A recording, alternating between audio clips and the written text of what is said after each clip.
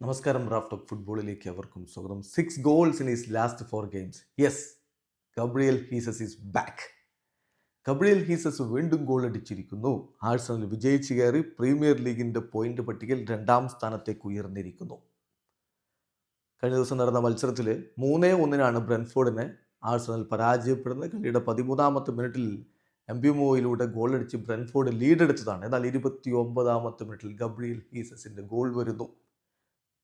അതോടുകൂടി ആഴ്സണൽ ഒപ്പം പിടിക്കുന്നു. പിന്നെ 50ാമത്തെ മിനിറ്റിൽ മെറിനോയും 53ാമത്തെ മിനിറ്റിൽ ഗബ്രിയേൽ മാർട്ടിനെലിയും ഗോൾ അടിച്ചതോടെ 3-1 തകർപ്പൻ വിജയം. 19 കളികളിൽ നിന്ന് 39 പോയിന്റുമായിട്ട് ആഴ്സണൽ പ്രീമിയർ ലീഗിൽ 2ാം സ്ഥാനത്തേക്ക് ഉയർന്നിട്ടുണ്ട്. 18 കളികളിൽ നിന്ന് 45 പോയിന്റുള്ള ലിവർപൂളാണ് ഒന്നാമത്. നമ്മൾ പറഞ്ഞു വരുന്നത് ഗബ്രിയേൽ ഹീസസിന്റെ കാര്യമാണ്. വല്ലാതെ സ്ട്രഗിൾ ചെയ്ത സ്ട്രൈക്കർ ഇപ്പോൾ തൻ്റെ ഗോളടി മികവ് തിരികെ പിടിച്ച മട്ടാണ്. കഴിഞ്ഞ 4 കളികളിൽ നിന്ന് അദ്ദേഹം ആഴ്സണലിനായിട്ട് അടിച്ചത് 6 ഗോളുകളാണ് എന്ന കാര്യം ഓർക്കുക. 4 മത്സരങ്ങൾ 6 ഗോളുകൾ. ഓരോ 56 മിനിറ്റുകളിലും അദ്ദേഹത്തിൻ്റെ വക ഗോൾ വരുന്നു, ഗോൾ പാർട്ടിസിപ്പേഷൻ വരുന്നു എന്നുള്ളതാണ് പ്രധാനപ്പെട്ട കാര്യം. 13 ഷോട്ടുകൾ ഉയർത്തതിൽ 10ഉം on ടാർഗറ്റിലേക്ക്.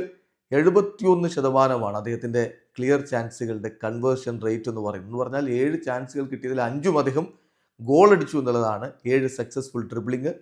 So Gabriel Jesus is back. അത് ആഴ്സണലിന് സന്തോഷമുള്ള കാര്യമാണ്. ഒപ്പം ബ്രസീലിയൻ ദേശീയ ടീമിന് ഇപ്പോൾ ഇനി വേൾഡ് കപ്പിന് 1 വർഷമേ ഉള്ളൂ. 2025 2026 വേൾഡ് കപ്പ്, 1.5 കൊല്ലം കൃത്യമായി പറഞ്ഞാൽ.